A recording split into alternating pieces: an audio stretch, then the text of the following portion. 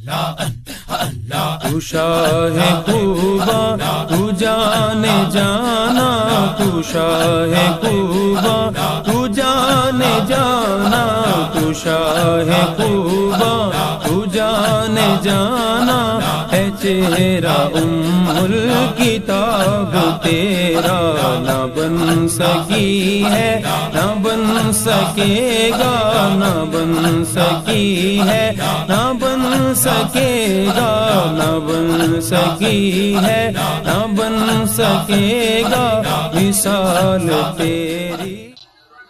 نحمده ونصلي ونسلم على سيدنا ومولانا محمد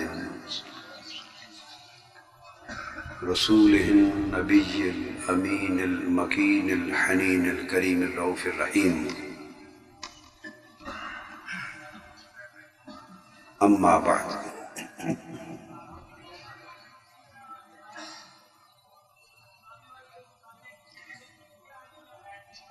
بسم اللہ الرحمن الرحیم۔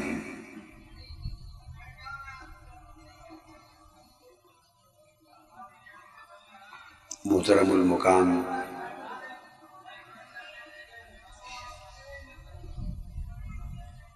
حضرت دیوان مودود مسعود چشتی صاحب دامت برکاتکم، زیب سجادہ آستانہ عالیہ سلطان الاولیاء امام العاشقین برہان العارفین قدوۃ الواصلین سیدنا و مولانا و مرشدنا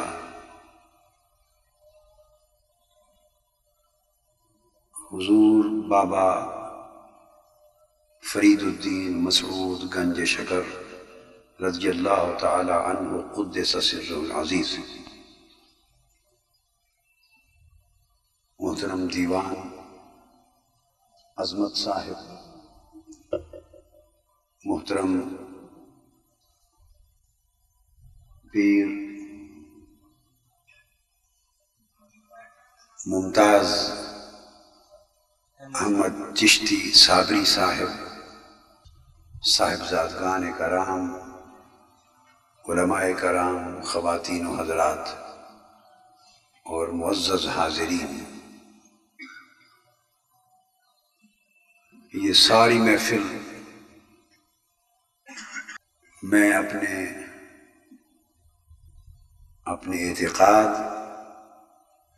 اور اپنی وجدانی کیفیات دونوں حوالوں سے اس بات کے اظہار، اقرار اور اعلان میں کوئی جھجک محسوس نہیں کرتا کہ اس کی صدارت حضور بابا فرید الدین مسعود گنج شکر رضی اللہ تعالیٰ عنہ خود ہی فرما رہے ہیں،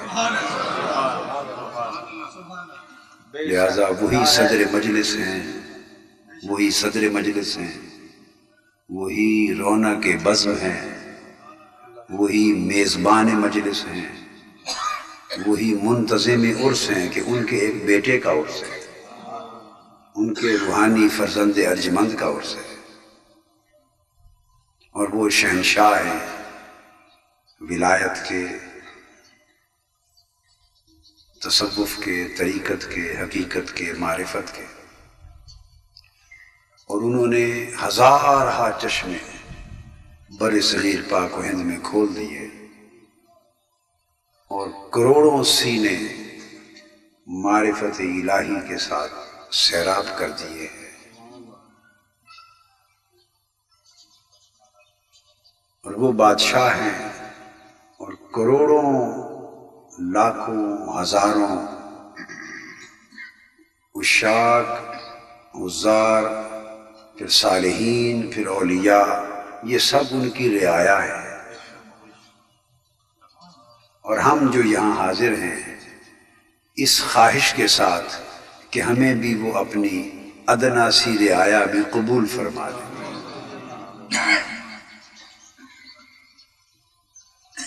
میں شکریہ ادا کرتا ہوں حضرت محترم پیر ممتاز احمد صاحب چشتی صابری صاحب کا، جنہوں نے اس عرس مبارک کا اہتمام کر کے مجھے محترم المقام پیر سید خلیل الرحمن چشتی شاہ صاحب کی وساطت سے یہاں حاضری کا موقع مرحمت فرمایا، اور میری حیثیت یکے از سگان فرید سے زیادہ نہیں ہے۔ میں تو حضرت بابا فرید کے سگوں میں سے ایک ادنا سا سگ ہوں، اور سگ بھی ایسا کہ اپنے آپ کو ان کا سگ کہلاتے ہوئے بھی شرم آتی۔ اور پھر محترم دیوان مودود مسعود صاحب کی زیارت ہو گئی ہے، دیگر حضور کی اولاد امجاد کی زیارت ہو گئی ہے، اور صاحبزادگان تشریف فرما ہیں دائیں بائیں۔ تو الحمدللہ تعالی میرے لیے بھی اور آپ سب کے لیے آج بڑی برکتیں اور سعادتیں اور نعمتیں۔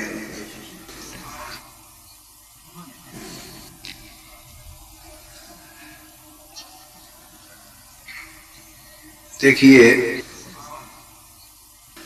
ایک ہے شریعت اور ایک دوسرا میدان ہے جو شریعت کے نور سے روشن ہوتا ہے۔ اس کی منزلیں ہیں طریقت، حقیقت اور معرفت۔ ان تینوں فصلوں کو سیرابی شریعت ہی کے کنویں سے ہوتی۔ طریقت کی فصل، حقیقت کی فصل یا معرفت کی فصل، سب کو سیرابی شریعت کے پانی سے ہوتی۔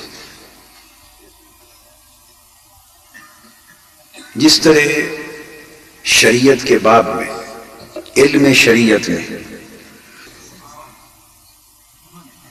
امت مسلمہ میں بڑی بڑی حدیثیں معروف ہیں، اور انہوں نے امت مسلمہ کی سہولت کے لیے، امت مسلمہ کی سہولت کے لیے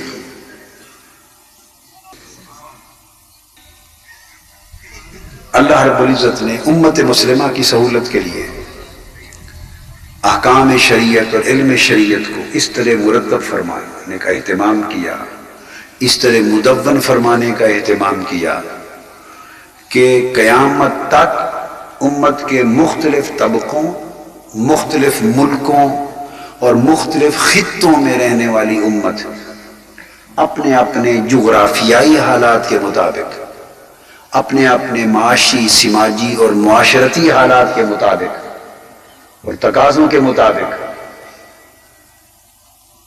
امت کے مختلف طبقے آقا علیہ السلام کے فیضان شریعت سے سارے کے سارے مستفید ہو سکے، اور کوئی طبقہ اپنی علاقائی یا سماجی یا معاشرتی مجبوریوں کی وجہ سے فیض شریعت محمدی سے محروم نہ رہے۔ اس لیے کسی طبقے کو شریعت محمدی کے چشمہ حنفیت کی طرف متوجہ کر دیا، شریعت محمدی کا چشمہ حنفیت ایک بہت بڑے طبقے کو اس سمت لگا دیا۔ بعضوں کو ان کی پیاس اور ان کے ذوق کو دیکھ کر چشمہ مالکیت کی طرف لگا دیا، بعضوں کو ان کی ضرورت، پیاس اور طبیعت کو دیکھ کر چشمہ شافعیت کی طرف لگا دیا، اور بعضوں کو ان کے احوال کا جائزہ لے کر چشمہ حنبلیت کی طرف لگا دیا۔ یہ جو سارے چاروں کے چارے چشمے نظر آ رہے ہیں، یہ دراصل پانی تو ایک ہی بارگاہ سے لے کے دنیا کو پلا رہے ہیں، اصل ایک ہی ہے، مگر امت کے مختلف طبقے اپنی اپنی ضرورتوں کے مطابق ان چشموں سے حاصل کر رہے ہیں۔ اگر کسی صاحب علم یا صاحب فکر کے ذہن میں اس بات پر سوال پیدا ہو کہ اس کی دلیل اور سند کیا ہے، چونکہ آگے میں نے ان ہستیوں کے ذکر کی طرف آنا ہے، تو دلیل پہلے ہی قائم کر لیں، دلیل پہلے ہی قائم کر لیں۔ سوال اگر کسی کے ذہن میں آئے کہ یہ مختلف چشمے بنا دینا، جب ایک ہی پانی پلانا تھا تو مختلف چشموں کے بنانے کا مقصد کیا، اس کی دلیل کیا ہے؟ تو دلیل قرآن میں ہے۔ اسی طرح جیسے امت ایک ہی تھی حضرت موسیٰ علیہ السلام کی، مگر جدا ضرورت کی وجہ سے ان کے لیے 12 چشمے کھلوا دیے تھے۔ قرآن میں کتنے چشمے؟ 12 چشمے کھلوا دیے تھے، تاکہ ہر چشمے سے ہر طبقہ اپنی ضرورت کے مطابق سیرابی حاصل کر لے۔ تو قرآن مجید تو ایک ہی امت میں 12 چشمے کھول کے دیتا ہے اور ان کی پہچان کروا دی۔ شریعت کے باب میں اللہ پاک نے 4 چشمے کھلوا دیے۔ اسی طرح پھر طریقت، حقیقت، معرفت کا باب آ گیا ولایت اور روحانیت میں، تو اس کے بھی پوری امت مسلمہ کے لیے 4 چشمے کھلوا دیے، اس کے بھی 4 چشمے کھلوا دیے۔ قادریت کا چشمہ، چشتیت کا چشمہ، نقشبندیت کا چشمہ، سہر وردیت کا چشمہ، تو ان کے امام بنا دیے۔ اور آقا علیہ السلام کی ساری امت جو روحانی فیضان کی طالب تھی یا جن کے نصیب میں فیض روحانیت تھا، ان کو ان کے ذوق اور طبیعتوں کے مطابق جدا جدا ذوق اور جدا جدا ذائقے کا پانی چشموں سے عطا کر دیا۔ ایک طبیب کے پاس 4 مریض آتے ہیں، چاروں کو سر درد ہے، چاروں کو سر درد ہے۔ ایک طبیب کے پاس 4 مریض آئے، چاروں نے شکایت کی کہ ہمیں سر درد ہے۔ اب اگر تو کوئی میرے جیسا اناڑی طبیب ہوگا جسے نہ آگے کا پتہ نہ پیچھے کا، تو اس کو پتہ ہے کہ سر درد کی یہ گولی ہوتی ہے، پیناڈول، پیراسیٹامول، نوولجین، فلاں فلاں فلاں، ایڈویل، وہ ساری گولیوں کے، تو وہ ان کو ہر ایک کو جانے بغیر کہ اس کی سر درد کیوں ہے، وہ اس کو ایک ہی دوائی دیتا جائے گا۔ یہ ہے اناڑی طبیب کا کام کہ چونکہ چاروں نے سر درد کی شکایت کی، سب کو ایک ہی دوائی دے دی۔ اب 4 مریض دوسرے کامل طبیب کے پاس چلے گئے۔ وہ پہلا اناڑی تھا، ناقص تھا، فتویٰ باز تھا، اس کو فتوے لگانے آتے تھے اور لوگوں کی مشکلات کو سمجھنا نہیں آتا تھا۔ اب کوئی حضور بابا فرید کے کسی فقیر کے پاس چلا گیا، کامل طبیب کے پاس، حضرت مخدوم علاء الدین علی احمد کی بارگاہ میں، یا ان کے فقیر کے پاس چلا گیا، حضرت خواجہ نظام الدین اولیاء کے کسی فقیر کے پاس چلا گیا، اہل اللہ کے پاس چلا گیا، کامل طبیب مل گیا۔ 4 مریض ہیں، ان کو سر درد ہے، وہی تکلیف ہے۔ انہوں نے سب کی نبض پہ ہاتھ رکھ لیا اور الگ الگ طریقے سے تشخیص کی، اور وہ ایک ہی گولی ہر ایک کو نہیں دی، اس کو الگ دوائی دے دی۔ سر درد ایک ہی ہے ہر ایک، اس کو دوائی الگ دے دی، نسخہ بنا دیا اور کہا بھئی آپ کے لیے یہ نسخہ ہے۔ دوسرے کی باری آئی، تشخیص کی، اس کو ایک الگ نسخہ بنا کے دے دیا، تیسرے کو ایک الگ نسخہ بنا کے دے دیا، چوتھے کو الگ نسخہ بنا کے دے دیا۔ باہر جو نکلے تو بیٹھے بات کر رہے تھے، سب کو سر درد ہے، تو خیال تھا ایک ہی دوائی ملے گی۔ جب باہر نکلے تو پوچھا تمہیں کیا دوائی ملی؟ اس نے کہا مجھے یہ نسخہ ملا۔ اچھا آپ کو کیا ملا؟ اس نے کہا مجھے تو یہ دوسرا نسخہ ملا۔ آپ کو؟ اس نے کہا مجھے تو بالکل ایک اور نسخہ ملا، چوتھے کو بالکل اور نسخہ ملا۔ بھاگ کے واپس آ گئے اس کامل طبیب کے پاس کہ تکلیف تو ایک ہے، نسخے آپ نے چاروں کو الگ الگ کیوں دے دیے؟ فرمایا تشخیص جدا جدا ہے۔ کیا؟ اس کو سر درد تھی قبض کی وجہ سے۔ یاد رکھ لیں، اناڑی یعنی ناقص طبیب علامت کا علاج کرتا ہے، کامل علامت کو نہیں دیکھتا، اصل مرض کا علاج کرتا ہے۔ فرمایا اس کو سر درد تھی قبض کی وجہ سے، اس کو قبض کا علاج دیتا ہے۔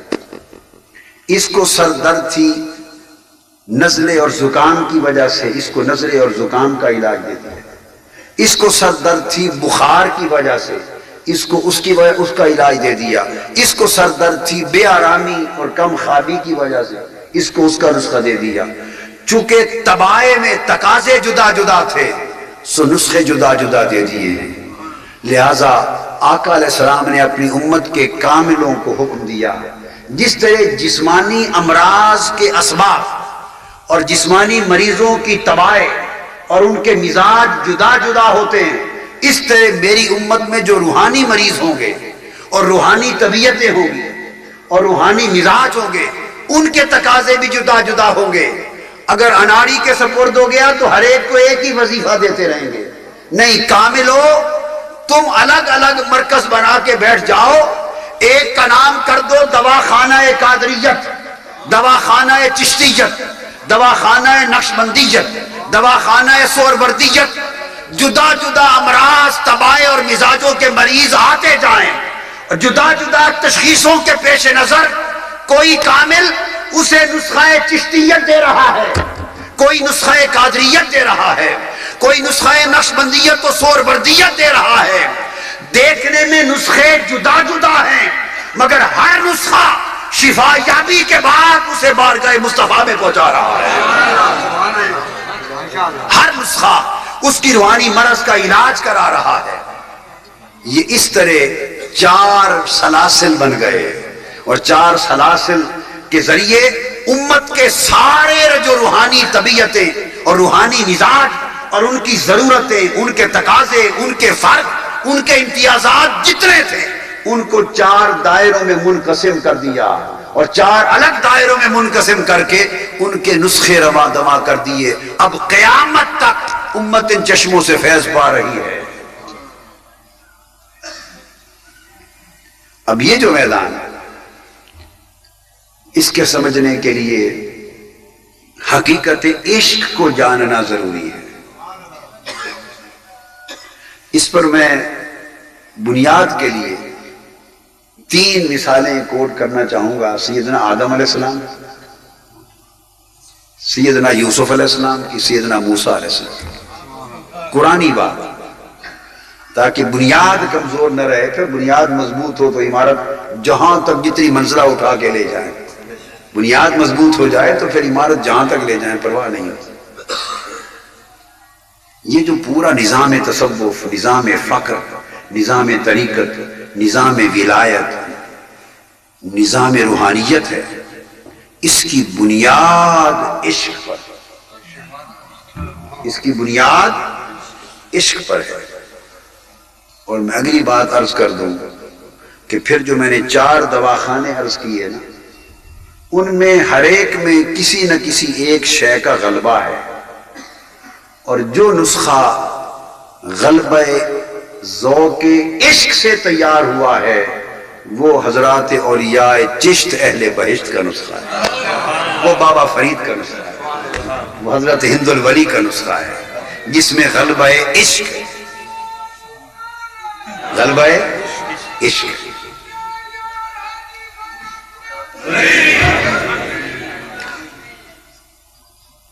تو حقیقت عشق کو جانے بغیر ان ہستیوں کے مقام، مرتبہ اور ان کی حقیقت کا علم نہیں ہوتا۔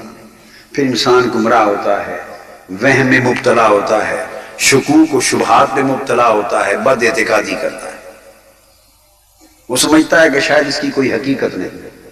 تو آئیے آج یہ حقیقت قرآن سے 3 انبیاء، یہ تو میں نے صرف مختصر وقت کے لیے اختصار سے کوٹ کروں گا، ورنہ تو پھر ایک قطار ہے، آپ عمر بھر بیان کرتے جائیں، اور ہر پیغمبر ایک مرتبہ عشق میں ایک مقام رکھتا ہے۔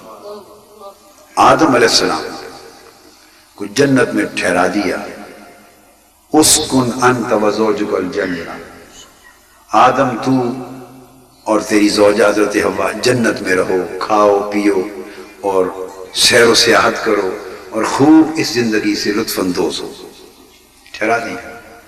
ساتھ ایک پابندی لگا دی پابندی امتحان کے لیے ہوتی ہے، یاد رکھیں، پابندی لگا دی، لا تقربا هذه الشجرہ فتکونا من الظالمین، یہ ایک درخت ہے، اس درخت کے قریب نہ جانا، اس درخت کا پھل نہ کھانا، ورنہ آپ خسارہ اٹھانے والوں میں ہو جائیں، اپنا خسارہ کر بیٹھے، اپنا نقصان کر بیٹھے۔ حکم دے دیا کہ اس درخت کے قریب نہیں جانا۔ جب جنت میں رہے تو اولیاء عرفاء عشاق کہتے ہیں وہ جنت قربت تھی، قرب الہی کی جنت تھی، اور پھر جنت میں رہ کر جو قرب الہی کی لذتیں نصیب ہوئی اور قربت الہی کی جو حلاوتیں نصیب ہوئی اور قربت الہی کی جو کیفیتیں نصیب ہوئی اور قربت الہی کے جو انوار و تجلیات ملا کرتے اور وہ جو فضا قربت الہی سے نصیب ہوتی، اس میں طبیعت مچل گئی، اتنی لذت آئی اللہ کی قربت میں، اتنا لطف آیا اللہ کی قربت میں کہ طبیعت مچل کے یہ خواہش کرنے لگی کہ کوئی ایسی سبیل پیدا ہو کہ اس قربت سے محرومی نہ ہو۔ محبوب حقیقی کی یہ قربت، جنت قربت ہمیشہ قائم رہے، ہر وقت قربت میں رہو، کہیں محرومی اور دوری نہ آ جائے، اس تلاش میں رہنے لگے۔ بس یہ خواہش پیدا ہوئی تو سفر عشق کا آغاز ہو، محبوب حقیقی کی قربت میں رہوں اور اس قربت سے محرومی نہ ہو، بس یہ خواہش پیدا ہوئی تو سفر عشق کا آغاز ہو گیا۔ عشق تو چاہتا ہی محبوب کی قربت و وصال ہے، تو جب یہ خواہش ہو گئی تو اس کے لیے تلاش میں رہے کہ اس کا کیا طریقہ نکلے، کیا طریقہ نکلے۔ اب جب دل میں اس کیفیت عشق کو شیطان نے دیکھا، بھانپا کہ حضرت آدم علیہ السلام کے دل میں ہمہ وقت محبوب حقیقی کی قربت میں رہنے کا، دائمی قربت میں رہنے کا خیال شدت پکڑ گیا ہے، اور یہ خواہش شدید ہو گئی ہے اور کیفیت عشق پیدا ہو گئی ہے۔ اب اس کے لیے بڑے بیتاب ہیں، بے چین ہیں۔ اس نے دیکھا، اس نے کہا کہ کیوں نہ اس موقع پر کوئی وار کیا جائے،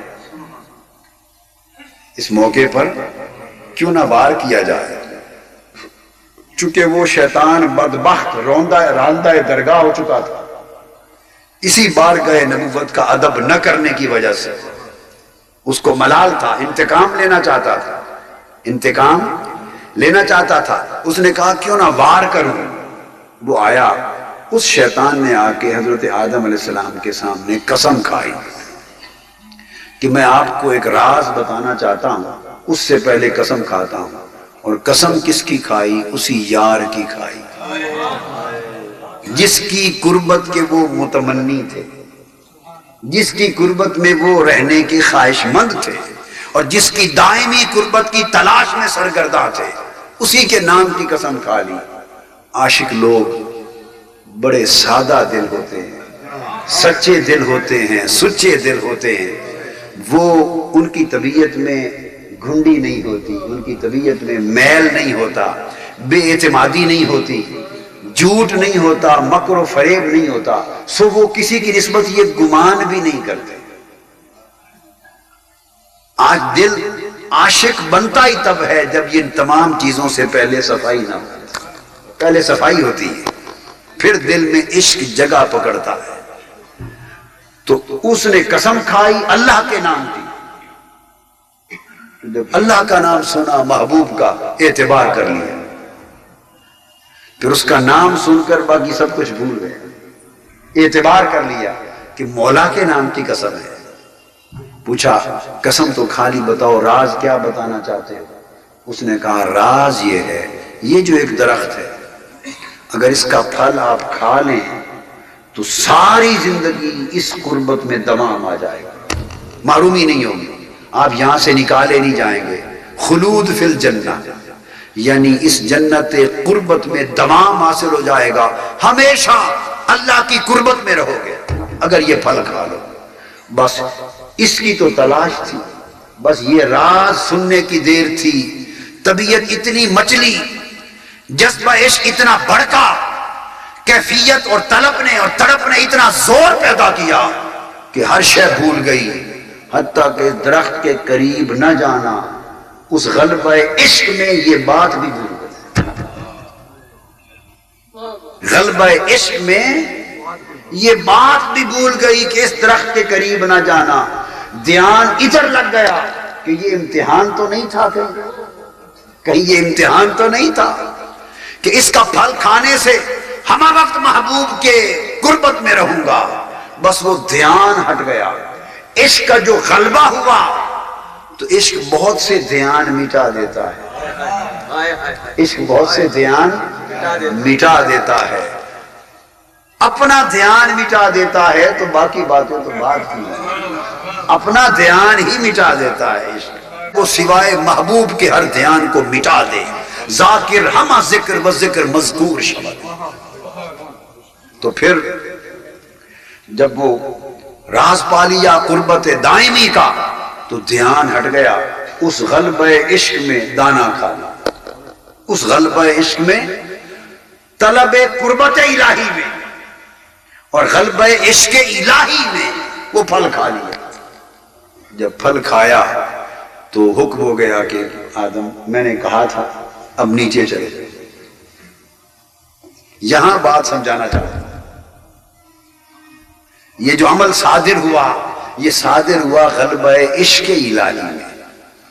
وہ حکم تھا، وہاں سے شریعت کی نہر پھوٹی۔ یہ غلبہ عشق تھا، یہاں سے فقر و ولایت کی نہر پھوٹی۔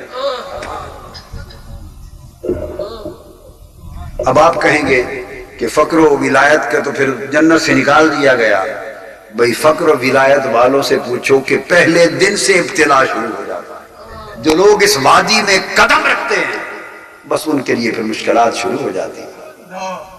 جو اس وادی عشق میں قدم رکھتے ہیں ان کے لیے مصائب شروع ہو جاتے ہیں، امتحان شروع ہو جاتے ہیں۔ وہ سکھ کی زندگی ان کو گزارنے کی نہیں ملتی، عالموں کو ملتی ہے، عاشقوں کو نہیں ملتی۔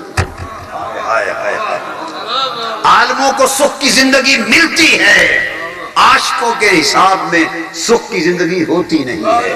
عشق تڑپاتا ہے، عشق رلاتا ہے، عشق بے آرام کرتا ہے، عشق نیند اجاڑتا ہے، عشق آگ لگاتا ہے، عشق بے چین کرتا ہے، عشق مستعد کرتا ہے، عشق جنگلوں میں لے جاتا ہے، عشق الٹا لٹکاتا ہے، عشق 12 سال گولر کی شاخ پکڑ کے کھڑا کرتا رہتا ہے، عشق وطن چھڑاتا ہے، عشق سب کچھ جلا دیتا ہے، ہستی کو خاک کر دیتا ہے، عشق سب کچھ جلا کر محبوب کو پاتا ہے۔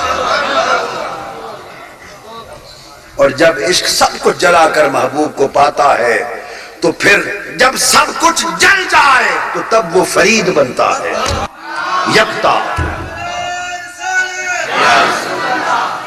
یکتا بنتا ہے تو یکتا کو ملتا ہے، یکتا بنتا ہے تو یکتا اسے ملتا ہے، یکتا یکتائی سے اس کی یکتائی کا تعلق ہوتا ہے۔ تو عشق سب کچھ مٹا دیتا ہے، بھلا دیتا ہے۔ آدم علیہ السلام بھی بھول گئے۔ وہاں سے فقر و ولایت کا آغاز ہوا، طریقت کا، تصوف کا۔ آپ کہیں گے کہ وہ عجیب ہوا، وہ تو جنت سے نکال دیا۔ اب یہاں نکتہ سمجھنے والا ہے، نہیں، ناراض ہو کے نہیں نکالا۔ ہائے ہائے ہائے ہائے ہائے، ناراض ہو کے نکالتے تو نبوت بھی لے لیتے، ناراض ہو کے نکالتے تو خالی جنت لینی تھی، جنت سے پہلے نبوت لیتے۔ ناراضگی کاہے کی؟ جب تک جنت میں تھے تو نبوت کا تو اجرا ہی نہیں تھا، نبوت کا تو اجرا ہی نہیں تھا۔ ارے زمین پہ اتارا تو نبی بنایا، یہ ناراضگی ہے یا رضامندی ہے؟ زمین پہ اتار کے نبی بنایا، اس کو ناراضگی کہتے ہیں۔ تو اتارا کیوں؟ یہ راز عشق ہے۔ ہائے، یہ راز عشق ہے۔ اور قرآن سے باہر میں تو کبھی زندگی میں گیا ہی نہیں. سارا کچھ قرآن سے ملتا ہے. تو راز عشق کیا ہے؟ دیکھو اگر شیطان نے دیکھ لیا تھا دل کا حال کہ حضرت آدم کے دل میں غلبہ عشق ہے، قربت چاہتے ہیں، اس لیے اس نے وار کر دیا. تو شیطان کو غلبہ عشق کی کیفیت نظر آ رہی تھی تو مولا نے نہیں دیکھی ہوگی؟ جو اس کو بنانے والا مولا نے نہیں دیکھی ہوگی کہ یہ پھل کس کیفیت میں کھایا گیا ہے، کس حال میں کھایا گیا ہے. میرے نام کی مستی نے اور میری قربت کی چاہت نے پھل کھلا دیا، اس کو نہیں نظر آ رہا تھا. تو پھر کیا کہا؟ جب روانہ کر دیا تو باری تعالیٰ نے کہا کہ زمین پر جا رہے ہو آدم، بڑے بڑے عقلوں والے، بڑے بڑے الٹے دماغوں والے، بڑے بڑے الٹی سوچوں والے لوگ بھی ہوں گے اور فتووں والے بھی ہوں گے. کوئی کچھ کہے گا، کوئی کچھ کہے گا. جاتے ہوئے اعلان بھی سن لو، خبردار کوئی یہ نہ کہے کہ آدم نے نافرمانی کی. ساتھ اعلان کر دیا، خبردار کوئی یہ نہ کہے کہ میرے آدم نے نافرمانی کی. نہیں، اپنا عاشق ہے نا، اس کی طرف نافرمانی کی تہمت بھی گوارا نہیں. خبردار کوئی نہ کہے نافرمانی کی. تو باری تعالیٰ پھر کیا کیا؟ فرمایا تمہیں کیا خبر، ناسیا بھول گیا تھا. آپ پورا قرآن پڑھ لیں، آدم علیہ السلام نے اپنی صفائی میں کچھ نہیں کہا. ارے یہی تصوف ہے. میں کیا کروں؟ اپنی صفائی میں بہت کچھ کہنا یہ علم ہے، اپنی صفائی میں کچھ نہ کہنا یہ فقر ہے. کیا کہوں؟ رب نے پوچھا ابلیس کو نہیں دیا، وہ اپنی صفائی میں دلیلیں دینے لگ گیا. وہ عالم تھا.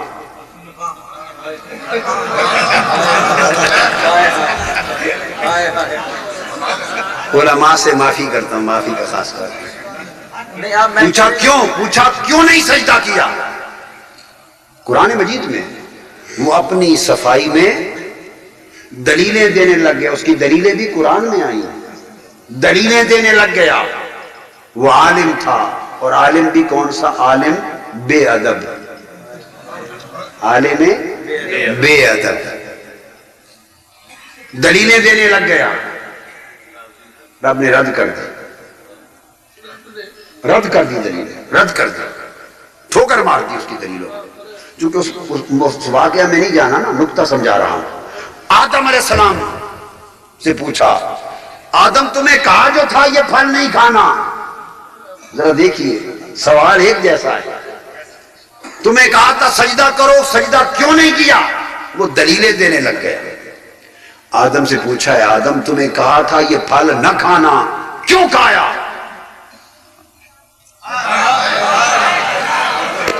صفائی میں کچھ بولتے ہی نہیں، صفائی میں کچھ کہا ہی نہیں. قرآن پڑھ لیں. اب ان گوشوں پر، یہ قرآن کے گوشے ہم نے کبھی دھیان ہی نہیں کیا، اس لیے کہ یہ گوشے ان ہستیوں کے ذریعے کھلتے ہیں. یہ ہستیوں کے یہ خزانے ان گوشوں کے یہاں سے نصیب ہوتے ہیں. یہ کتابوں سے نہیں ملتے، یہ سفینوں سے نہیں ملتے، یہ سینوں سے ملتے ہیں. آدم علیہ السلام نے اپنی صفائی میں کچھ نہیں کہا، خاموش حکم ہوا نیچے چلے جاؤ. جی باری نیچے جانے لگے. اب اپنی صفائی میں انہوں نے تو کہا کچھ نہیں. باری تعالیٰ نے کہا رک جا آدم، تمہاری صفائی میں کہتا ہوں. لوگوں سنو، کوئی میرے آدم کو نافرمان نہ کہے، خبردار. اچھا باری تعالیٰ تو کیا ہوا؟ یہ جو پھل کھا لیا یہ کیا ہو گیا تھا؟ پھر اگر نافرمانی نہیں تو قرآن کہتا ہے، فرمایا فناسیا، بھول گیا تھا. ہائے ہائے ہائے، بھول گیا تھا. لم نجد لہو عزما، اور ساتھ اس کا کوئی گواہ بھی ہے کہ یہ بھول گیا تھا. فرمایا میں خود گواہ. قرآن کہتا ہے لم نجد لہو عزما، فرمایا میں نے اس کے دل کو دیکھا ہے، نافرمانی کا کوئی ارادہ نہیں پایا. خود گواہی دیتا ہے اللہ، ہم نے اس کے دل میں کوئی نافرمانی کا ارادہ دیکھا ہی نہیں، یہ بھول گیا تھا. تو باری تعالیٰ پھر بھول گیا تو کیا ہوگا، اس کا حکم کیا ہوگا؟ فرمایا تم روزے میں بھول کے نہیں کھانا کھا بیٹھتے؟ جب روزے میں تم بھول کے کھانا کھا بیٹھتے ہو تو کیا میں تمہارا روزہ توڑ دیتا ہوں؟ ہائے ہائے، نہیں، کھانا بھی کھایا جاتا ہے، روزہ بھی توڑ چڑھ جاتا ہے۔ جو بھول کے کھا لیتے ہو تو کھانا بھی پیٹ میں چڑھ جاتا ہے، پیٹ کا کام بھی ہو جاتا ہے اور روح کا کام بھی ہو جاتا ہے، روزہ بھی توڑ چڑھ جاتا ہے۔ تو تم بھول جاؤ تو تمہارا روزہ نہیں ٹوٹتا۔ میرے آدم میرے عشق میں بھولا، اس کا عشق کیوں ٹوٹ جائے؟ یہاں سے فقر اور ولایت ان کا طریقہ شروع ہو گیا، عشق۔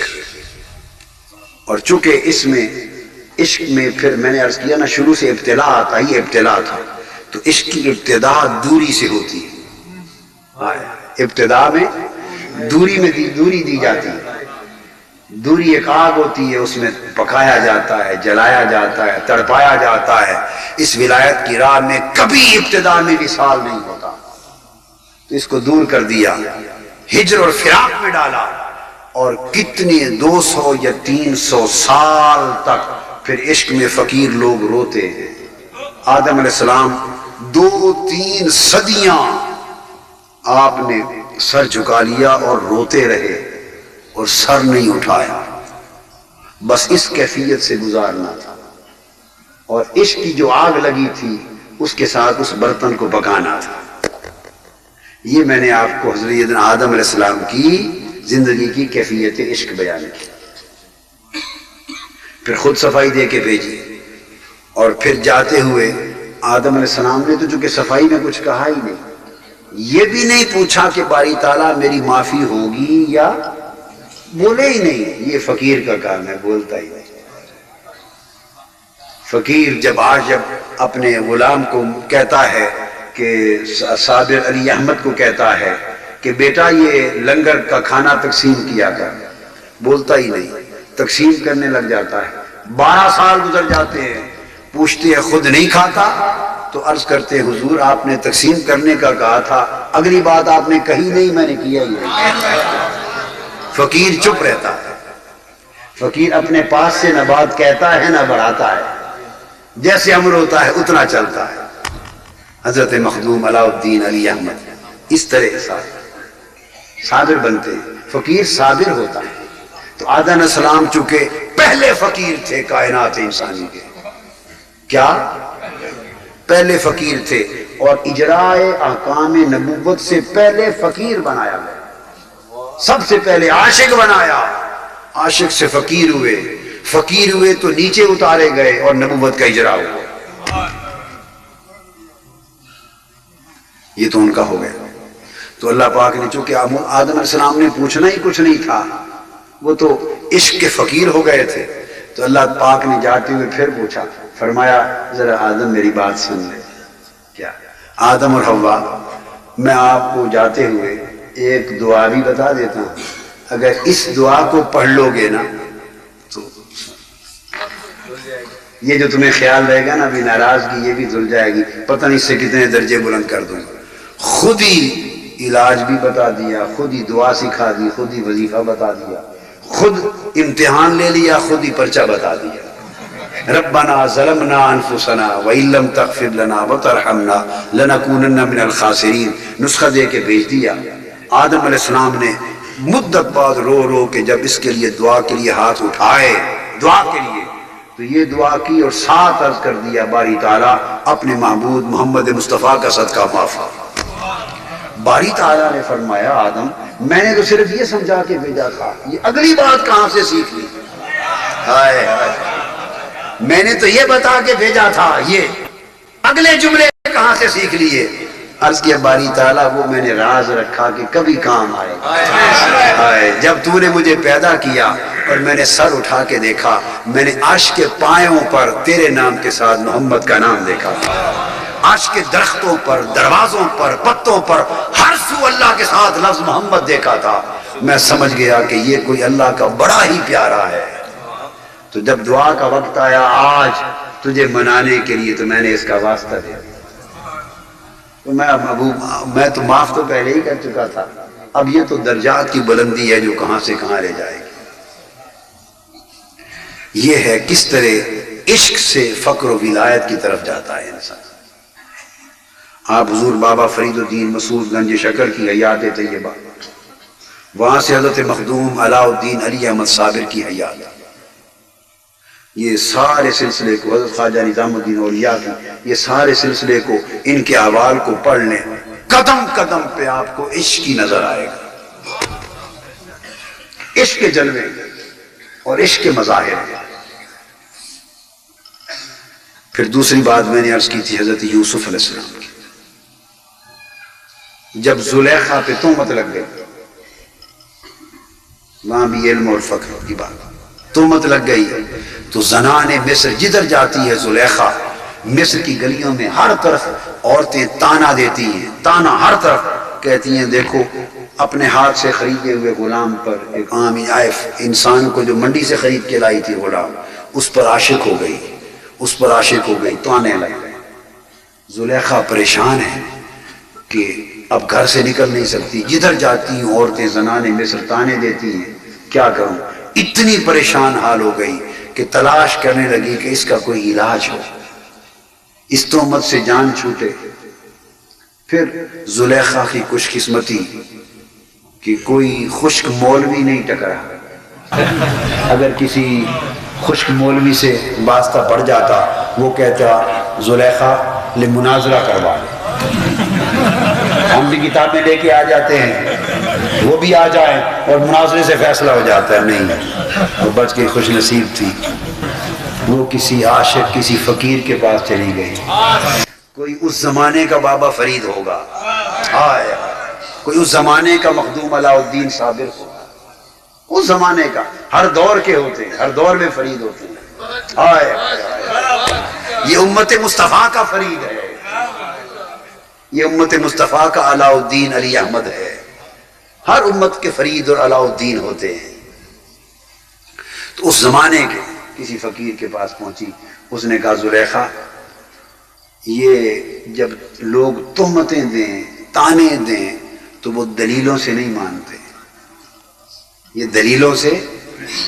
اچھا اس نے پوچھا کیوں ایسا کیوں کرتے ہیں، یہ پرابلم پیدا کیوں؟ اس نے کہا یہ سب نہ دیکھنے کے مسئلے ہیں، ہائے ہائے یہ نہ دیکھنے کی الجھنیں ہیں، کیا کروں؟ اس فقیر نے کہا زلیخا جو تو نے دیکھا ہے تھوڑا سا انہیں بھی دکھا دے، بس مسئلہ حل ہو جائے گا، جو تو نے دیکھا ہے تھوڑا سا انہیں بھی دکھا دے۔ تو زلیخا نے ایک اجتماع کر لیا، جلسہ کر لیا، جیسے آپ سب ہم بیٹھے، ساری زنان مصر کو اکٹھا کر کے قطاروں میں بٹھا دیا اور حضرت یوسف علیہ السلام کے پاس چلی گئی اور یوسف علیہ السلام کو جیل میں ڈلوا دیا، جا کے ہاتھ جوڑ لیے، عرض کیا آپ کریم ہیں، سخی بڑے لوگ ہیں، مجھ سے غلطی ہوئی، معافی مانگتی ہوں، میں نے آپ کی لاج نہیں رکھی، آپ تو میری لاج رکھنا، میں نے آپ کو پریشان کیا، آج میں پریشان ہوں، میرا حل کر دیں، آپ لجپال لوگ ہیں، سخی لوگ ہیں۔ تو حضرت یوسف علیہ السلام نے پوچھا بی بی کیا مسئلہ ہے، یہ ماجرا ہے، تو بس میں تھوڑا سا آپ چاہتی ہوں کہ ان کو بھی دکھا دوں، جس نے مجھے دیوانہ کر دیا تھا، پاگل کر دیا تھا، وہ ان تہمت دینے والی عورتوں کو بھی تھوڑا سا دکھا دوں۔ آپ آ گئے، کیا کرنا ہے؟ بس آپ پردہ اوڑھتے تھے چہرہ پاک پر، تو عرض کیا کہ جب آپ عورتوں کے سامنے سے گزریں تو تھوڑی دیر کے لیے نقاب پلٹ لیں، ایک لمحے کے لیے ایک جھلک دیکھ لیں، بس میرا کام بن جائے۔ یہ تو سب کچھ قرآن میں ہے، میں نے تو کوئی بات اپنی طرف سے نہیں کی، کوئی یہ یوسف زلیخا کتاب کا واقعہ نہیں، یہ سورہ یوسف کا واقعہ، قرآن گزارا جب سامنے آئے، ان کے ہاتھ میں چھریاں دے دی، ان کے ہاتھ میں پھل دے دی۔ اب یہاں سے کیفیت عشق کا اندازہ ہو رہا، سورہ یوسف سبق عشق ہے، اگر کوئی عشق کا طالب علم ہو تو سورہ یوسف اس کے لیے بہترین درس ہے۔ بہت سے اور بھی ہیں اس کے اندر مسائل، تو چھریاں اور پھل دے دیے، ان کو کہا جب وہ پردہ چہرے سے اٹھا لیں آپ پھل کاٹ کے کھانا شروع کر دینا، چھریاں چلانا، پر کاٹنا۔ جب سامنے آیا اس کی آپ پردہ ہٹا دیں، آپ نے چہرے سے پردہ نقاب پلٹا، انہوں نے چھریاں چلا دی۔ اب قرآن کہتا ہے جب انہوں نے حضرت یوسف علیہ السلام کو دیکھا تو ان کی بڑائی اور عظمت کا نعرہ نکال بیٹھے، بلند کر بیٹھے، اکبر نہ ہو. نعرہ بلند کیا حضرت یوسف کے حسن کا، ان کے جمال کا. قطعنا ایدیہم، اور چھریاں چلا کے اپنے ہاتھ کاٹ بیٹھی. انگلیاں کٹ گئی، پھل گر گئے، ہاتھ کٹ گئے، انگلیاں کٹ گئی، خون بہہ گیا، اور وہ تکتی رہ گئی اور ہاتھ کٹتی رہ گئی.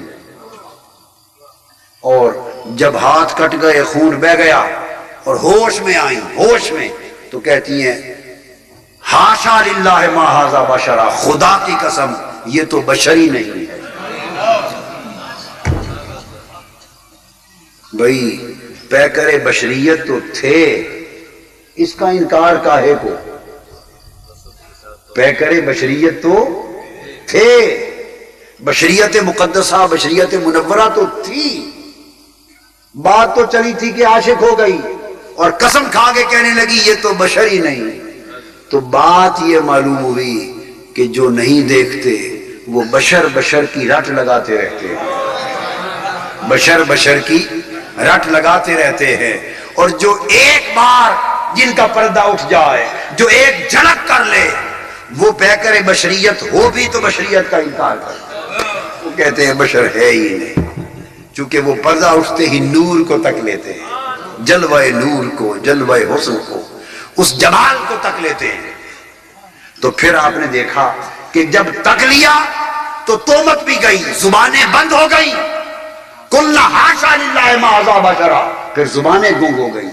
یہاں پیر میر علی شاہ صاحب بول اٹھے، کوئی مثل نہیں ڈھولن دی، کوئی مثل نہیں ڈھولن دی، چپ کر مہر علی اتھا جا نہیں بولن دی. بس چپ. پھر وہ چپ، جو دیکھ لیتے ہیں وہ چپ کر جاتے ہیں، جو دیکھ لیتے ہیں وہ چپ کر جاتے ہیں. اس لیے ان کے آپ نے کبھی مناظرے نہیں سنے ہوں گے، کیونکہ یہ دیکھتے ہیں یہ، اور ان کو پتا ہوتا ہے کہ جھگڑا کرنے والے ان کے جھگڑے کی بات یہ ہے کہ انہوں نے دیکھا نہیں. اب جو دیکھ نہیں سکے ان کو یہ کیا سمجھانا. ساری رات آپ کیلے کا ذائقہ، سیب کا ذائقہ ایک ایسے شخص کو بیان کرتے رہیں جس نے پیدا ہو کے آج تک کوئی ذائقہ چکھا ہی نہ ہو، اس کی زبان حصے ذائقہ سے معلوم ہو، حصے ذائقہ. جس نے ذائقہ نہیں چکھا اس کو آپ تقریر سے، دلیل سے، بڑی مثالوں سے سیب، کیلے، فلاں فلاں چیز کا ذائقہ سمجھائیں اور پھر پوچھیں بتا اب اس ذائقے کو بتا کیسا ہے، وہ خاک بتائے گا. جو چیز چکھنے کی ہے وہ سمجھ میں تو دلیل سے آ ہی نہیں سکتی. جو چیز چکھنے کی ہے وہ دلیل سے کیسے سمجھ میں آئے؟ تو یہ لوگ چکھ کر بات کرتے ہیں. تو علم بن دیکھے ہوتا ہے، عشق دیکھتا ہے. علامہ اقبال نے کہا بو علی اندر غبار ناک کا گم، دست رومی پردہ محمل گرفت. بو علی سینہ بھی دوڑا، یعنی علم عقل بھی دوڑی، اور رومی عشق بھی دوڑا. عشق رومی بن کے دوڑا، عقل اور علم بو علی بن کے دوڑی. منزل دونوں کی ایک تھی کہ محبوب اونٹنی کے کجاوے پر سوار تھا اور محبوب نے پردہ نقاب اوڑھ رکھا تھا. عقل اور علم نے بھی چاہا کہ نقاب اٹھا کے جلوہ کر لوں، عشق نے بھی چاہا کہ جلوہ کر لوں. علامہ اقبال کہتے ہیں عقل اور عشق دونوں دوڑے اور اونٹنی کے قدموں کی گرد تک پہنچے. علم اس گرد میں گم ہو کر رہ گیا اور عشق کا ہاتھ بڑھا، اس نے پردہ اٹھا لیا.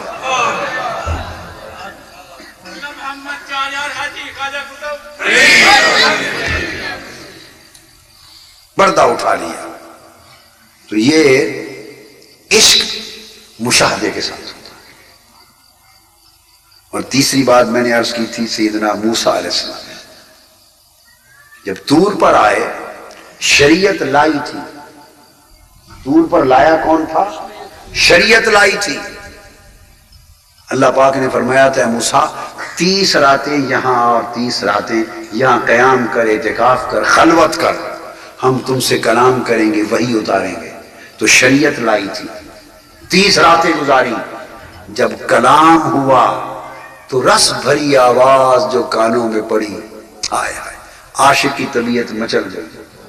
عرض کیا باری تعالیٰ، جب طبیعت مچل گئی تو باری تعالیٰ عرض کیا کہ یہ جو آواز سناتا ہے ذرا دیدار بھی کرا دے۔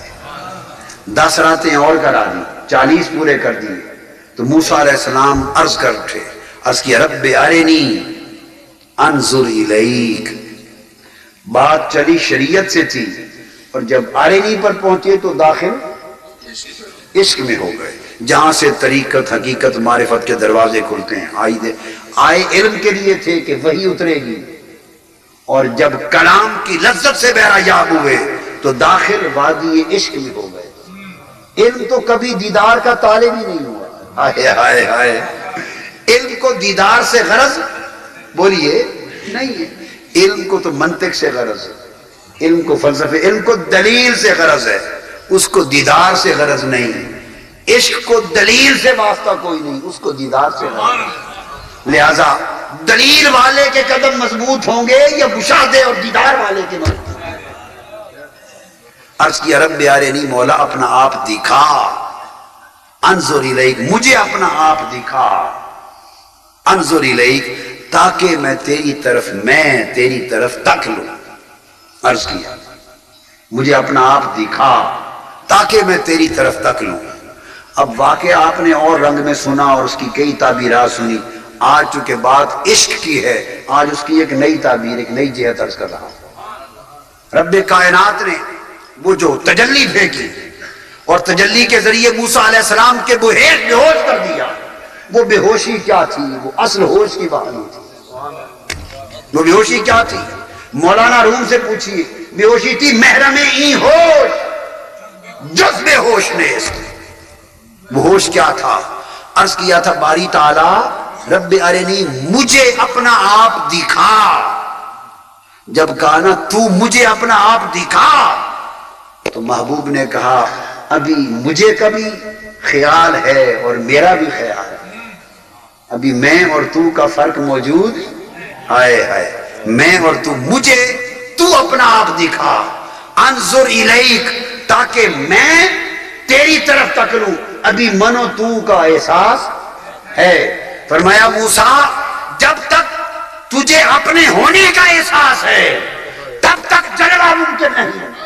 جلوے کے لیے اپنا ہونا ختم کرنا پڑتا ہے، یہاں سے اس فقر کامل کا آغاز ہوتا ہے جو ہر ایک کے مرتبے کے مطابق اسے ملتا ہے۔ لہذا حکم ہوا تجلی گرائی، تجلی سے بے ہوش ہو گئے۔ وہ بے ہوش کا مطلب ہوتا ہے ہوش نہ رہنا۔ کیا؟ جو تجلی کے بعد نہ رہا، بے ہوش، ہوش سے خالی ہو جانا۔ وہ ہوش کیا تھا جس کو ہٹایا گیا، مٹایا گیا؟ وہ ہوش تھا رب ارنی، مولا مجھے تو دکھا اپنا آپ۔ یہ منو تو کا ہوش تھا کہ ایک میں ہوں دیکھنے والا، ایک تو ہے حسن مطلق۔ فرمایا محبوب اے موسیٰ دیکھنے کے لیے یہ میں کا ہوش مٹانا ہوگا۔ تجلی حق آئی، بے ہوش ہوئے، اس بے ہوش سے یہ دوئی کا ہوش جاتا رہا، میں اور تو دو ہونے کا ہوش جاتا رہا۔ جب دوئی کا ہوش گیا محرم ای ہوش، جس بے ہوش نیست، مرد زبان را مشتری چو گوش نیست۔ اس یہ ایک ایسا ہوش ہے دیدار محبوب کا، جلوہ محبوب کا، قربت محبوب کا ہوش، ایک ایسا ہوش ہے کہ بے ہوش ہوئے بغیر یہ ہوش نہیں ملتا۔ بے ہوش کر دیا۔ اس کے بعد موسیٰ علیہ السلام بے ہوش ہونے کے بعد مقرر مدت کے بعد اٹھے تو قرآن کہتا ہے فلما افاق، جب ہوش آیا تو ایک ہوش تو پہلے تھا، اسے تجلی عقل، تجلی عشق نے مٹا دیا۔ فلما افاق، پھر دوسرا ہوش آیا۔ جب دوسرا ہوش آ گیا تو وہ کیا تھا؟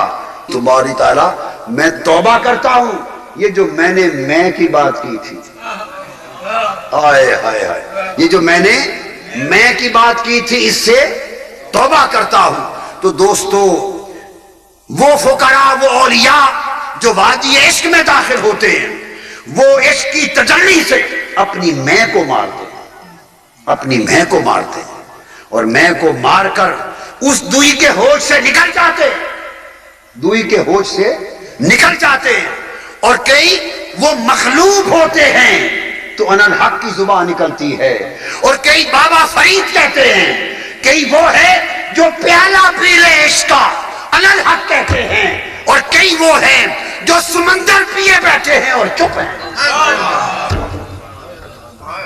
کئی وہ ہیں جو پیالہ پیتے ہیں تو انالحق کا نعرہ لگا بیٹھتے ہیں۔ فرمایا کئی ایسے بھی ہیں جو ساتھ ساتھ سمندر پی کے بیٹھے تھے اور بات نہیں کرتے، یہ ساتھ سمندر پی کے لیٹے ہیں۔ ہائے ہائے ہائے، یہ ساتوں سارے سمندر عشق کے، فقر کے، حقیقت کے، معرفت کے، ولایت کے، قربت کے، یہ سارے سمندر پی کر بیٹھے ہیں، اور ایک کیفیت غالب ہونے کی یہ ہے کہ اس سمندر سے سینکڑوں دریا بہا دیے ہیں۔ اس سمندر فرید سے بہنے والا ایک دریا حضرت مخدوم علاء الدین علی احمد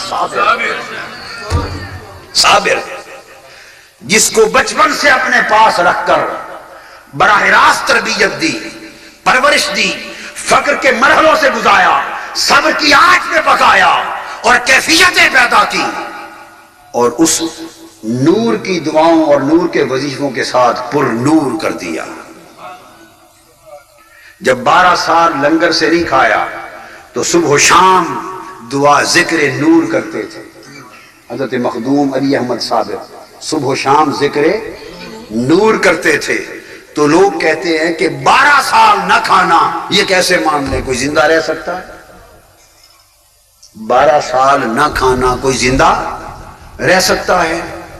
ارے عیسیٰ علیہ السلام جسمانی طور پہ بغیر موت کے زندہ ہیں یا نہیں؟ بغیر موت کے، روح نہیں ہے، روح ابھی تو موت ہی نہیں ہوئی ان کی، بغیر موت کے جسمانی طور پہ آسمان پر زندہ ہیں یا نہیں؟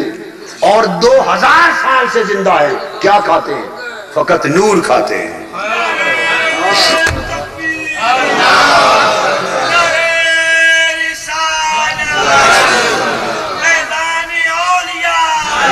وہ آسمان پر جسمانی حیات کے ساتھ زندہ ہیں اور 2000 سال سے زندہ ہیں، اور نور کی انوار سے خوراک لیتے ہیں، نور کی غذا کھاتے ہیں۔ اگر کوئی وہاں رہ لے اور غذائے نور سے 2000 سال زندہ رہے، اگر قدرت الہیہ میں یہ ممکن ہے تو کسی کے لیے، رب کریم کے لیے یہ کیوں ناممکن ہے کہ وہ کسی کا آسمان یہی بنا دے، کسی کو آسمان پہ بٹھا دے اور کسی کے لیے آسمان یہی لنگر فرید میں بنا دے، وہ وہاں بیٹھ کے نور کی غذا کھائیں، یہ لنگر فرید میں بیٹھ کے نور کی غذا کھائیں۔ اور یہ بھی فیض مصطفیٰ تھا، یہ بھی فیض آقا علیہ السلام نے صیام وصال رکھے، مسلسل روزے رکھے۔ صحابہ کرام نے دیکھا، عرض کیا آقا آپ مسلسل روزے رکھتے ہیں، تو سوچا ہم بھی روزے رکھیں، مسلسل روزے رکھنے شروع کر دی۔ کمزور ہو گئے، ٹانگیں لڑکھڑانے لگ گئی، چہرے پیلے زرد پڑ گئے۔ آقا نے پوچھا کیا وجہ ہے تمہارے چہرے زرد ہیں، تمہارے چہرے زرد ہیں؟ ابھی وہ صحبت میں تھے مگر ریاضت کے مرحلوں سے نہیں گزرے تھے، صحبت کا فیض اور ہوتا ہے۔ عرض کیا آقا آپ کو دیکھ کر ہم نے بھی صیام وصال شروع کر دیا ہے، آپ کا جواب سنیے۔ آپ نے فرمایا نہ ایسا نہ کہ ایکم مثلی، تم میں سے کون ہے میری مثل، تم میں سے کون ہے میری مثل؟ ابھی تو ربی یطعمنی ویسقین، میں تو رات اس طرح گزارتا ہوں، تم نے دیکھا کہ میں کھاتا پیتا نہیں ہوں، مگر نہیں، میں کھاتا پیتا ہوں، میں 2 قسموں کا کھانا سمجھا رہا ہوں۔ کھانا 2 قسموں کا ہوتا ہے۔ فرمایا تم نے سمجھا کہ میں نہیں کھاتا پیتا، ہاں وہ دیکھنے والا کھانا تو نہیں کھاتا، مگر ایک کھانا کھاتا ہوں جو دکھائی نہیں دیتا، وہ کیا؟ رات اس طرح گزارتا ہوں، یطعمنی ربی ویسقینی، میرا رب مجھے اپنے پیارے ہاتھ سے کھلاتا بھی ہے، پلاتا بھی ہے۔ تو آقا علیہ السلام نے ایک راستہ بتا دیا کہ کھانا ایسا بھی ہوتا ہے. وہ جو حکم تھا وہ عموم پر تھا کہ کہیں سارے امتی اس راہ پہ نہ چل پڑے. وہ جو صحابہ کرام کو منع کیا وہ حکم عموم کے لیے تھا کہ کئی امت میں ہر کوئی دیکھا دیکھی اس کو سنت بنا کے اس راہ پہ شروع نہ ہو جائے. یہ ہر ایک کے بس کی بات نہیں ہے. صدیق اکبر رضی اللہ تعالیٰ عنہ نے گھر کا سارا سامان لٹا دیا. پوچھا آقا نے ما ابقیت لأہلک, گھر والوں کے لیے کیا چھوڑ آئے ہو؟ عرض کی ابقیت لہم اللہ ورسولہ, گھر میں آقا اللہ اور اللہ کا رسول چھوڑ کے آیا ہوں, دنیا کی باقی کوئی چیز نہیں. چونکہ زبان سے نکلا اللہ اور اللہ کا رسول چھوڑ کے آیا ہوں, دیکھا کہ نفس غنا سے پر ہے, نفس غنا سے مستغنی ہے, پر ہے, لہذا سب کچھ جو گھر سے لائے تھے قبول فرما لیا. دیکھا دیکھی ایک صحابی اور آئے, وہ سونے کی ڈلی لے کے آ گئے. ایک اور صحابی, عرض کی آقا یہ سونے کی ڈلی میری بھی ابو بکر صدیق کی طرح خیرات کر دے, اور میرے پاس اس کے سوا اور کچھ نہیں. ساتھ یہ جملہ بول دیا. آقا نے چہرہ مبارک پھیر لیا. انہوں نے پھر آ کے عرض کیا صدیق اکبر کا دیکھا تھا نا کہ سارا کچھ گھر کا لٹا دیا تھا, حضور نے قبول کر لیا تھا. انہوں نے کہا میں بھی دوں. سونے کی ڈلی لائے. پھر عرض کیا آقا یہ خیرات کے لیے لایا ہوں, اسے قبول کریں, خیرات فرما دیں, اور میرے پاس یہی کچھ تو اور کچھ نہیں.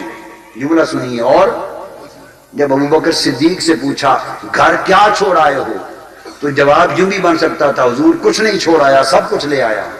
جواب بنتا ہے کہ نہیں بنتا؟ بھئی آپ میں سے یا ہم میں سے کوئی بیٹھا ہوتا تو یہی کہتا نا, اور پاک پتن شریف والوں سچ سچ بول دو, یہی کہتا نا, اور جی سارا کچھ لے آیا ہوں, گھر کچھ نہیں چھوڑ آیا. یہ جواب بھی بنتا تھا. مگر قربان جائیں جو پر ہوتے ہیں, ہائے ہائے ہائے, جو غنائے نفس سے جن کے دل پر ہوتے ہیں, یہ نہیں کہتے کچھ نہیں چھوڑ آیا, یہ نہیں بولتے, کہتے ہیں آقا کے سوال پر کیا کر چھوڑ آئے ہو؟ عرض کرتے ہیں اللہ اور اللہ کا رسول چھوڑ کے آیا ہوں. ان کے جواب ہی اور ہوتے ہیں. ادھر یہ پوچھے بغیر کہتے ہیں کہ اور کچھ نہیں. تو آقا نے ڈلی لے کے پھینک دی. فرمایا جس کے پاس پیچھے کچھ نہیں اس کی ڈلی قبول نہیں کرتا. تو یہ فرق ہوتا ہے. یہ حکم دیا مت مسلسل کھانا پینا بند کرو. کئی لوگ سنت سمجھ کے امت اس راہ پہ نہ چل پڑے, سنت لوگ نہ بنا لیں, اس لیے عموم سے منع کر دیا. مگر ان میں کوئی صدیق اکبر جیسا ہو جائے, یہ صدیق اکبر کے فیض کو پالے, کوئی علی شیر خدا کے فیض کو پالے, تو ان میں کوئی پھر آقا کے اس فیض کا کہ کچھ رات کی خوراک بھی ہوتی ہے جو مولا سے ملتی ہے, نور کی خوراک, تو پھر وہ مخدوم علاء الدین علی احمد بھی بن جاتا. تو 12 سال غذائے نور سے پلتے رہے. اب اس غذائے نور, جب نور کے غذا ملی اس سے جلال آ گیا, اس لیے ان کی زندگی میں بیشتر وقت جلال سے گزرا, بیشتر وقت. تو حضرت حضور بابا صاحب نے ابتداً چاہا کہ میرے علاء الدین علی احمد کو خلافت حضرت جمال الدین ہانسوی رحمۃ اللہ علیہ سے دلاؤں. اس میں بھی ایک امتحان تھا, اس میں بھی ایک امتحان تھا. چاہا کہ خلافت ادھر دلاؤں, دہلی حضرت جمال الدین ہانسوی رحمۃ اللہ علیہ کے پاس بھیج دی, مہر ولایت کے لیے تصدیق کری, وہاں بھیج دیا. وہاں جا کے آندھی چلتی, ہوا چلتی, چراغ بجھ جاتے, جو چراغ جلاتے بجھ جاتے, جو جلاتے بجھ جاتے. حضرت مخدوم علاء الدین علی احمد نے اپنی انگلی کا دائرہ بنا کے اس کو شمع بنا دیا, انگلی کو جلا کے شمع بنا دیا, اور فرمایا دہلی کی ہوا ہو اب اس کو بھی بجھا لو. اب اس شمع کو جب کوئی نہیں بجھا سکا تو حضرت خواجہ مخدوم جمال الدین ہانسوی رحمۃ اللہ علیہ فرمانے لگے کہ اگر یہی حال رہا تو پھر دہلی والوں کی خیر نہیں. وہ جو تصدیق کے ولایت اور تصدیق خلافت کی جو سند دی تھی واپس لے کے پھاڑ دی, واپس لے کے پھاڑ دی. انہوں نے سمجھا تھا کہ شاید حضرت بابا فرید کا ایک عام مرید آیا ہے, سند پھاڑ دی. تو خاموشی سے واپس آ گئے. حضور بابا صاحب نے پوچھا کہ جب اس نے سند پھاڑ دی جمال الدین ہانسوی نے, تو میرے علاء الدین علی احمد کچھ تم نے بھی کہا تھا؟ یہ حضور میں نے بھی کہا تھا۔ میں نے کیا کہا تھا آپ نے؟ جب انہوں نے میری سند پھاڑ دی میں نے کہا تھا میں نے آپ کا سلسلہ پھاڑ دیا۔ طاقت روحانی، جلالت اتنی تھی۔ پھر حضرت بابا فرید نے سمجھا کہ علاء الدین علی احمد تجھے میری خلافت اور میری مہر چاہیے اور نہیں، اس سے نیچے کسی کی نہیں بنے گی۔ تو بابا فرید نے اپنا فرزند تو پہلے بھی تھے مگر خلافت میں، ولایت میں، نیابت میں ایک فرزند حضرت خواجہ نظام الدین اولیاء کو بنایا، ایک فرزند حضرت مخدوم علاء الدین علی احمد کو بنایا، اور پھر وہ کیفیت استغراق کی ملی، وہ استغراق کی کیفیت ملی، اور استغراق میں بلکہ استہلاک کی کیفیت ملی کہ پھر جب ایک اور جلال کا منظر پورے کلیر کے گاؤں کے دور دراز 12 میلوں تک ظہور پذیر ہوا تو گولک درخت کی شاخ پکڑ کر مشاہدہ حق میں، چونکہ از اول تا آخر وہ عشق میں رہے، وہ ہمیشہ عشق میں رہے، اور عشق کی منتہا مشاہدہ حق ہوتا ہے۔ شاخ پکڑ کے جو کھڑے ہوئے مشاہدہ حق میں، کیا مشاہدہ حق میں جو کھڑے ہوئے 12 سال گزر گئے، پھر نہ کھانے کا ہوش، نہ پینے کا ہوش، نہ بیٹھنے کا ہوش، مشاہدہ حق میں مستغرق ہیں۔ اب شیخ کی طبیعت بے چین ہو گئی، روز جو خبر ملے بے چین ہو جائے۔ بالآخر مجلس نے عرض کیا کوئی ہے جو میرے علی احمد صابر کو بٹھا دے۔ ہائے ہائے، آپ کا دل برداشت نہ کر سکا۔ یہ بھی جانتے ہیں کہ کھڑے مشاہدہ حق میں ہیں، کھڑے مشاہدہ حق میں ہیں، مگر اس کے باعث 12 سال جو جسمانی تکلیف ہے وہ بھی برداشت نہیں ہوتی۔ اگر آپ پوچھیں کہ مشاہدہ حق میں بھی تکلیف برداشت نہیں ہوتی، کیا اس کی بھی کوئی دلیل ہے؟ ہاں، اس کی دلیل بھی قرآن میں ہے۔ مشاہدہ اور عبادت حق میں تاجدار کائنات راتوں کو کھڑے ہوتے ہیں، عبادت میں کھڑے ہوتے ہیں، قدمین شریفین متورم ہو جاتے ہیں، قدموں پر ورم مبارک آ جاتا ہے، قدمین شریفین پر کھڑے عبادت حق میں ہیں، کھڑے نماز میں ہیں، مشاہدہ حق میں ہیں، قدمین پہ ورم آ جاتا ہے۔ یہ تو بابا فرید تھے، وہ رب ہے، اس کی اپنی عبادت میں مستغرق ہیں، تو وہ ورم قدمین کا دیکھ کر اس سے برداشت نہیں ہوتا۔ کہتا ہے جبرائیل جا میرے محبوب کو کہا تاہا ما انزلنا علیک القرآن لتشقا، پیارے تیرے قدموں کے ورم ہم سے برداشت نہیں ہوتا۔ آئے آئے کوئی فتوہ نہ لگا دے۔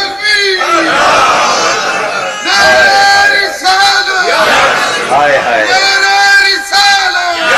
بھائی ذرا اس نعرے کو چھوڑ، اس جملے میں ذرا غور کریں نا، پیارے تیرے قدموں کے ورم ہم سے برداشت نہیں۔ آئے آئے پیارے تیرے قدموں کے ورم آئے آئے ہم سے برداشت آئے نہیں ہوتے۔ تاہا ہائے ہائے ہائے ہائے ما انزلنا علیک القرآن، اور کہہ دیا کہ میں نے قرآن اس لیے تو نہیں اتارا کہ محبوب تو تکلیف میں پڑ جائے۔ ہائے ہائے، قرآن تو تیری سہولت کے لیے اتارا ہے، قرآن تو تیری راحت کے لیے اتارا ہے، تکلیف نہ کر، اتنا نہ کھڑا ہوا کر کے تکلیف نہ کر۔ تو باری تعالیٰ ہیں، جی ہاں باری تعالیٰ، پھر کتنا کھڑا ہوا کروں، کیا کروں؟ آ محبوب میں بتاتا ہوں، یا ایھا المزمل، اے کملی والے سونے، اے کملی والے پیارے موہنے من موہن، رات کو کھڑا ہو، قم اللیل، کھڑا ہوا کر، رات کو کھڑا ہوا کر، کتنا؟ الا قلیلا، پہلے حکم دے دیا، ہائے ہائے ذرا سنیے، حکم دے دیا قم اللیل، راتوں کو کھڑا ہوا کر، کتنا؟ فرمایا الا قلیلا، پر نہیں محبوب تھوڑا سا کھڑا ہوا کر، ہائے کتنا؟ تھوڑا کھڑا ہوا کر۔ باری تعالیٰ کتنا کھڑا ہوا کروں؟ تھوڑا۔ فرمایا نصفہ، ہائے آدھی رات کھڑا ہو جایا کر، ساتھ ہی فرما دیا نصفہ، آدھی رات کھڑا ہو جایا کر۔ پھر محبوب کی طبیعت کو دیکھا کہ ذرا زیادہ چاہتی ہے تو ساتھ فرما دیا، اور ضد علیہ، اچھا تھوڑا زیادہ کر لیا کر۔ پھر خیال آیا کہ زیادہ کر کے پھر محبوب کئی تکلیف میں نہ چلا جائے، اب انقص منہ، کم کر لیا کر، ہائے ہائے، تو محبوب کی طبیعت چاہے تو قم اللیل بن جائے، طبیعت آدھی رات چاہے تو نصفہ بن جائے، طبیعت زیادہ کھڑا ہونا چاہے تو اوزد علیہ بن جائے، اور تکلیف کا خیال آ جائے تو امین کس بن جائے۔ ارے جسے تم اور ہم قرآن سمجھتے ہیں، یہ ادائے خدا مصطفیٰ۔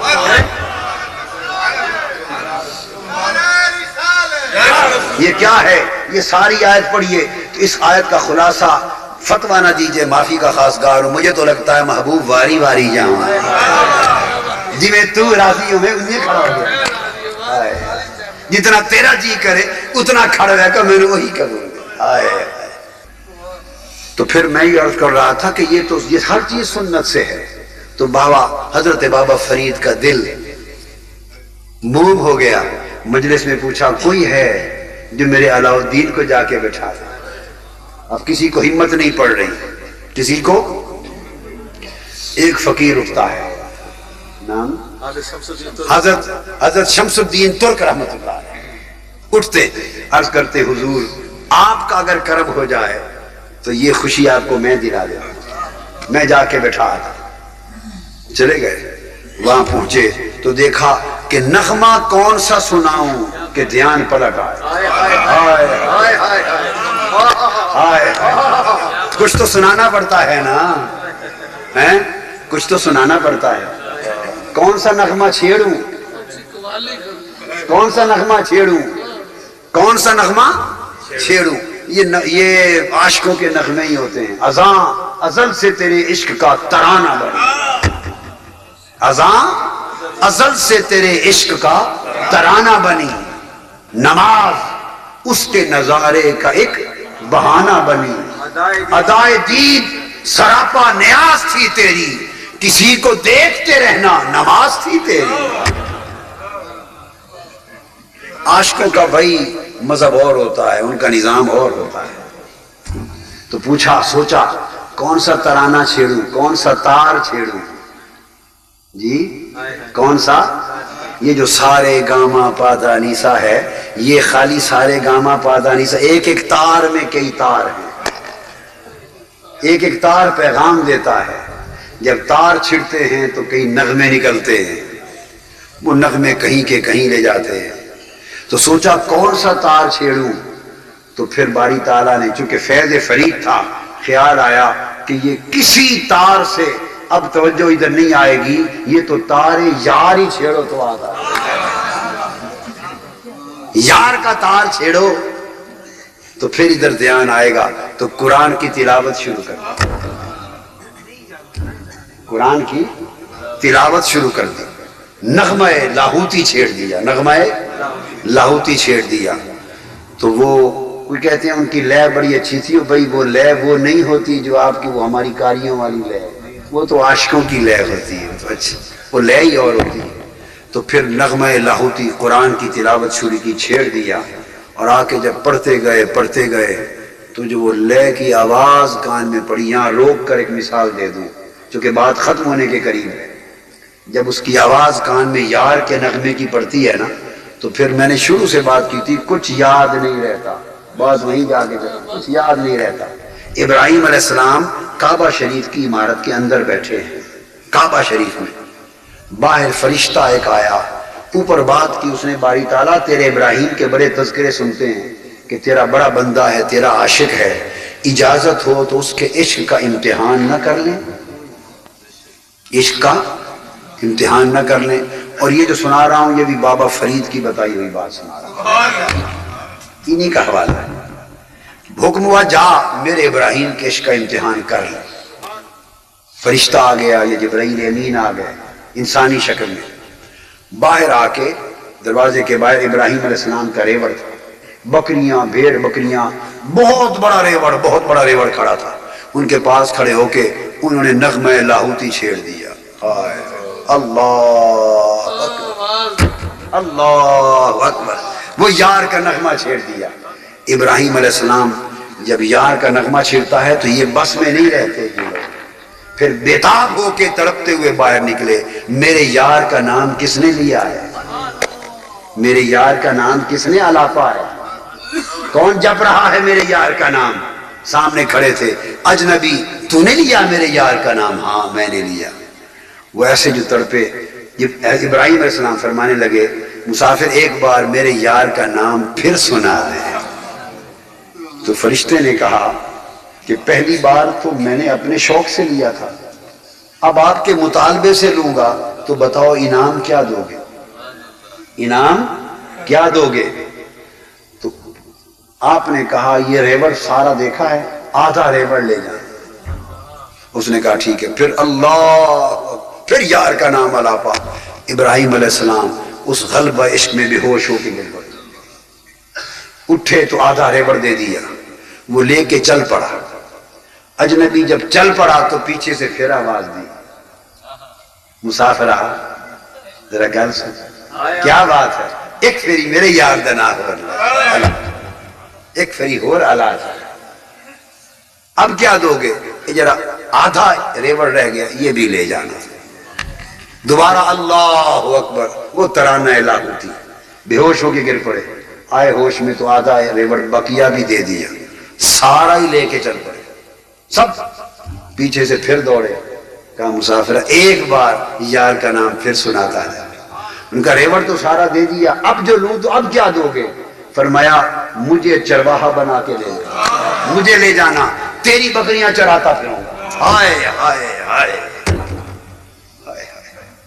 میں تیری بکریاں چراتا پھروں گا.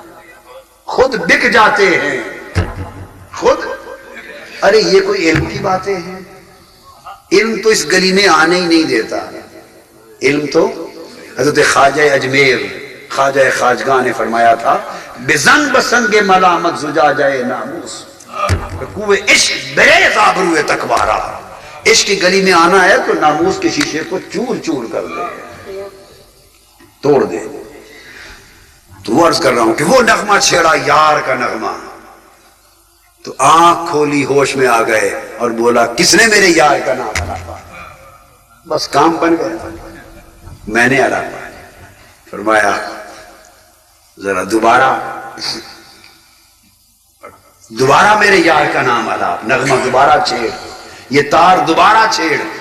عرض کیا حضور بڑا لمبا سفر کر کے آیا ہوں تو تھکا ہوا ہوں, تھوڑا سا ریسٹ کر لیں, تھوڑا آرام کر لیں, پھر آپ کو جی بھر کے سناؤں گا.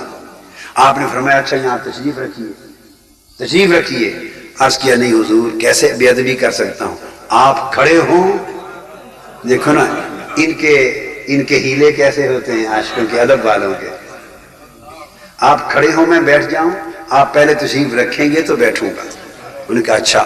ان کو بٹھا دیا, بابا فرید کا سینہ ٹھنڈا ہو گیا. میرے اصابر کو بٹھا دیا شمس الدین. جاتے ہوئے پوچھا تھا اسی ریوڑ کے معاملے کی طرح کہ اگر میں بٹھا دوں آپ کے علاؤ الدین کو تو دیں گے کیا؟ بٹھا دوں تو دیں گے کیا؟ اب بڑا سوال تھا, کیا دیں گے؟ بابا فرید نے بھی پھر جب دینے کی بات کی تو حد کر دی, کمی نہیں چھوڑی. فرمایا اچھا بٹھا کے میرا سینہ ٹھنڈا کر دو, تمہیں علاؤ الدین ہی دے دوں گا. کوئی چھوٹا خزانہ کیا دینا, علاؤ الدین علی احمد صابری دے دیں. سب کچھ خدا سے مانگ لیا, تجھ کو مانگ کر اٹھتے نہیں ہیں ہاتھ میرے اس دعا کے بعد. وما علینا الا البلاغ.